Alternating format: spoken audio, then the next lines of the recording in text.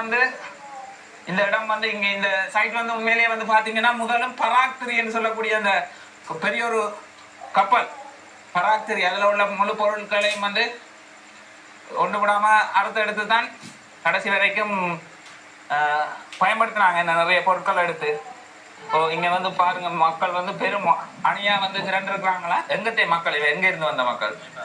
நேபாள். வாங்க நீ வியட்நாம் மக்களா மக்கா பாப்போமா? கடை விட்டு வைக்கலாம் போல என்ன சைட்லயே. அங்க பாருங்களேன் எவ்வளவு பவர்ஃபுல் கேமரா வச்சு ஷூட் பண்ணி கொண்டு இருக்காங்க. என்ன நடந்தது? ஓ வணக்கம். சரி இப்ப அதுதானா ஒதுங்கி வந்த படகு? ஓ என்னோட போன் அவளத்துக்கு புலோசா போகுமோ அவளத்துக்கு போயிருக்க அடுங்க பாப்போம்.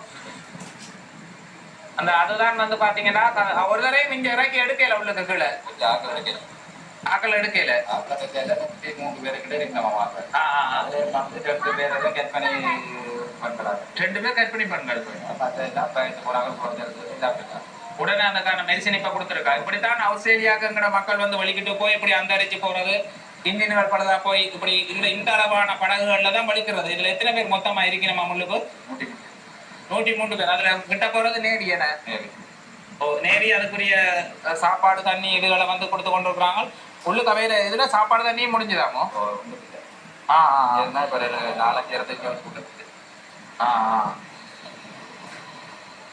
அப்படி இந்த சைட்டையும் காட்டுங்க, மக்களையும் காட்டுங்க. அங்க இருந்து அப்படி சொல்லட்டி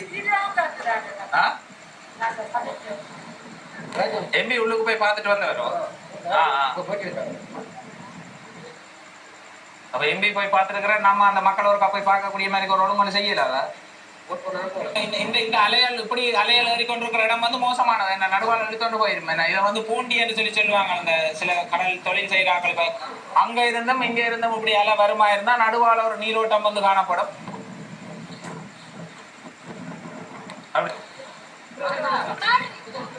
கமரமானம் ரைட்டா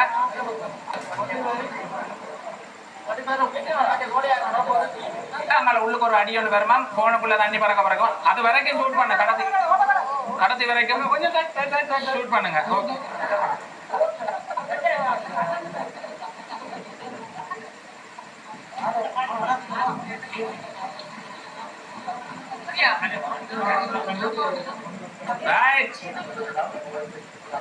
சிக்கலன்னா என்னட்ட போன தந்தாரு கொண்டாங்க, நான் ஷூட் பண்றேன்.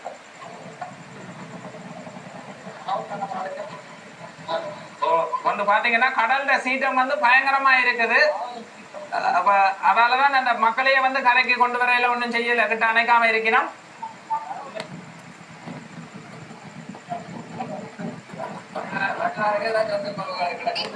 அந்த கடல் வந்து அடி போட்டை வந்து பிரண்டக்கூடிய ஒரு நிலைமையில இருக்கு.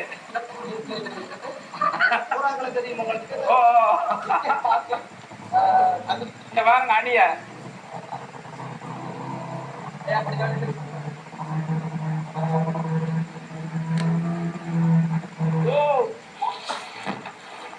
அதுல வந்து பாருங்க இந்த கடல் அடி எப்படி இருக்குன்னு சொல்லி அதை தாங்க முடியும். உண்மையாவே இந்த மீனவர்கள் கடலுக்குள்ள கடல் அடி என்ன இறங்க பயப்படுவிடும். என்ன இந்த போட்டி போய் ஒரு கவுக்கப்படுற ஒரு நிலைமையில தான் இருந்தது. உண்மையிலேயே இவ்வளவு சில அலையால் மூடி அடிக்கும் மாதிரி இருக்கேன்.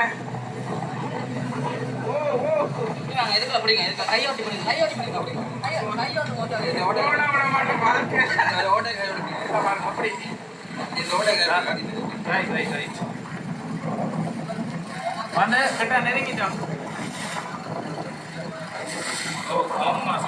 கடல் சீட்டமா இருக்குது.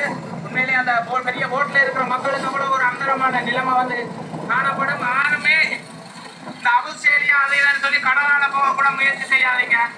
இதுதான் அந்த மக்கள், இங்க வந்திருக்கிற மக்கள், ஆஸ்திரேலியாங்கிற மக்கள் வந்து நீங்க ஒரு இது இல்லாம வலிக்கிறீங்களாக இந்த மாதிரி ஒரு சீட்டத்தை வந்து எதிர்கொள்ளணும்.